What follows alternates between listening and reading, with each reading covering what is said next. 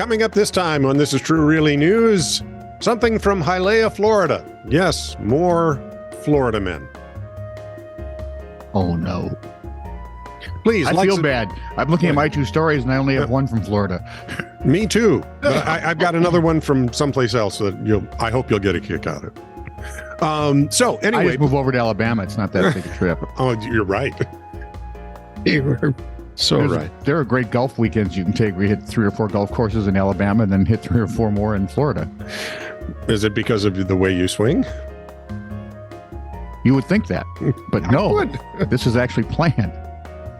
However, I'm suspecting I could find golf balls that I hit in Alabama.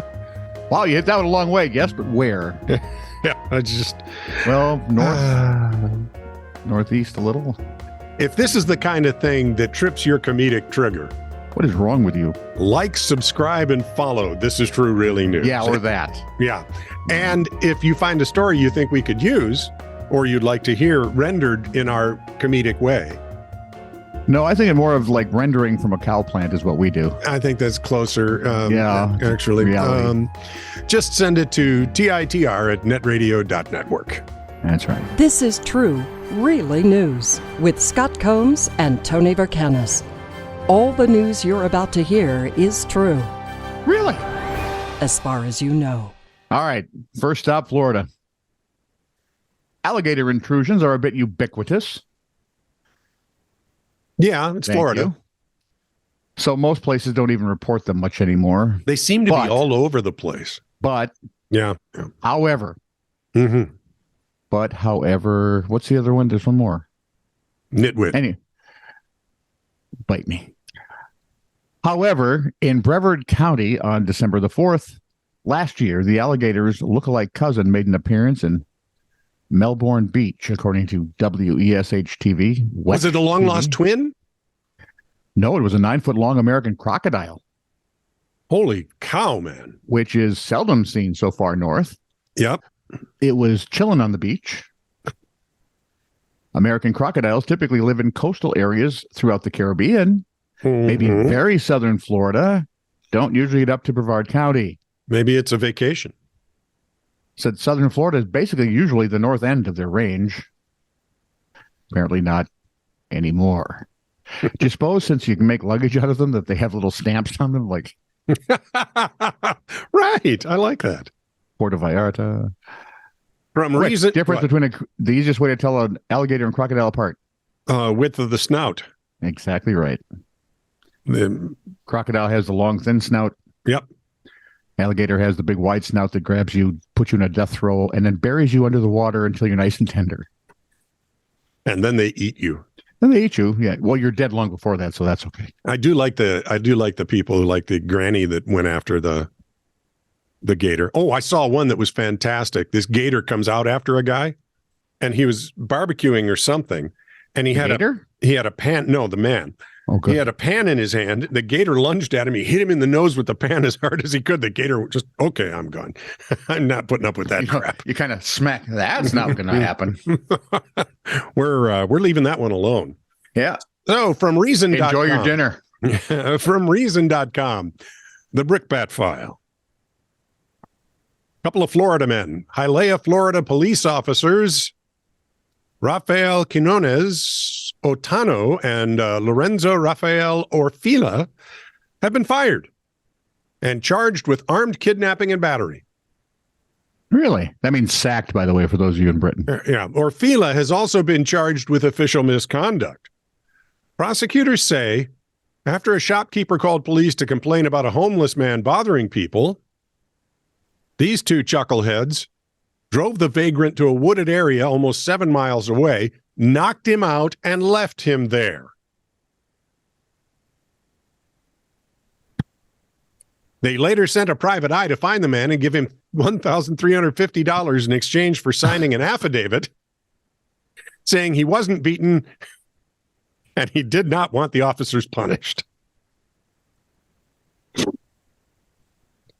And cops wonder why they're getting a bad name. Or why they've got a bad name. We got to weed these buggers out. It only takes a few. Yeah, it does. And a constant stream of the stories of police. The trouble is, when you spread them out over different forces, Yeah. it's like a never ending. Yeah. Oh, yeah. You're always going to get a bad copier. They're just like, lawyers.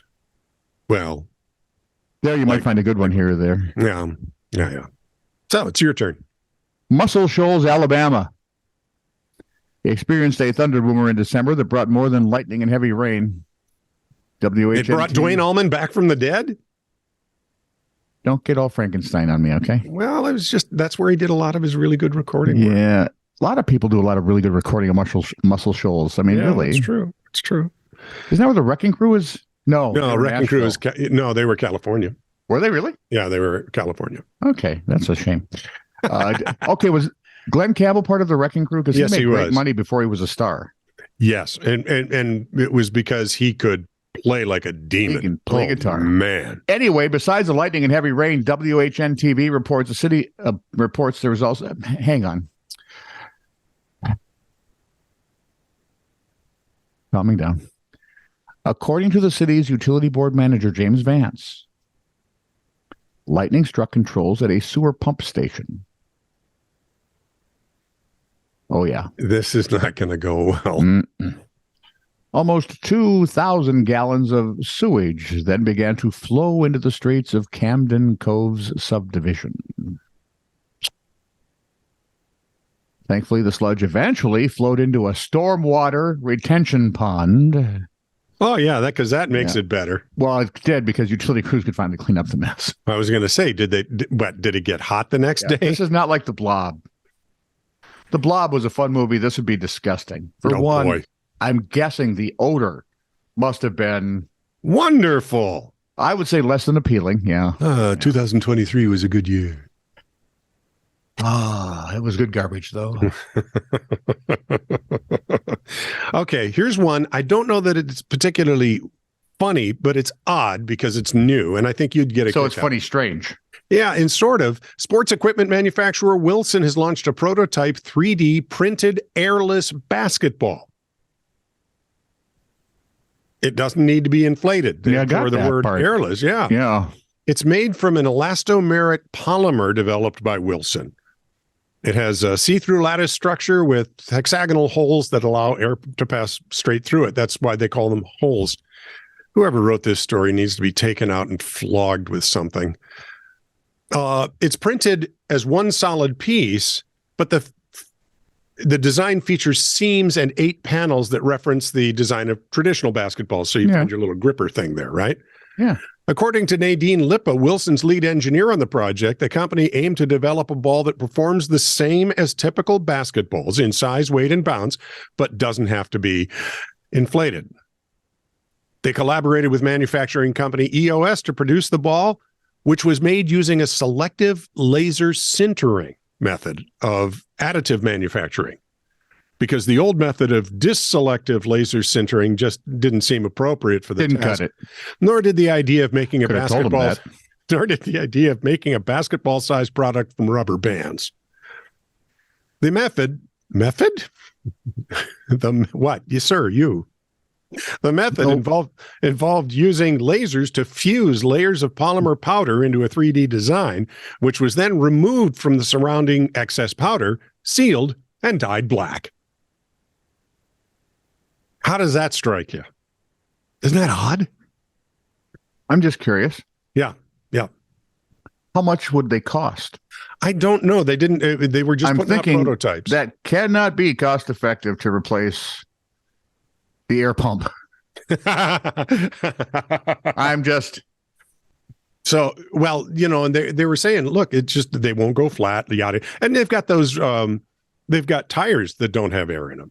So I'm assuming they're using a similar process. Yep. It's going to be expensive as crap unless they can scale it. And once they can scale it, though, now you get a basketball you can actually wear out. So what you're saying is they need to get like government backing so they don't have to foot the bill for the heavy lifting. Apparently. I don't know. That way we can pay for it.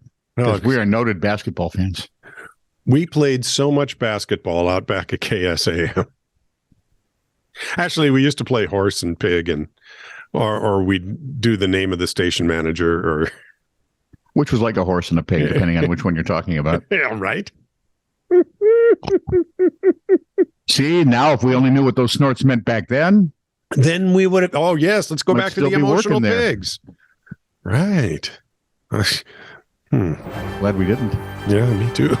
This is true, really news. Send email to TITR@netradio.network.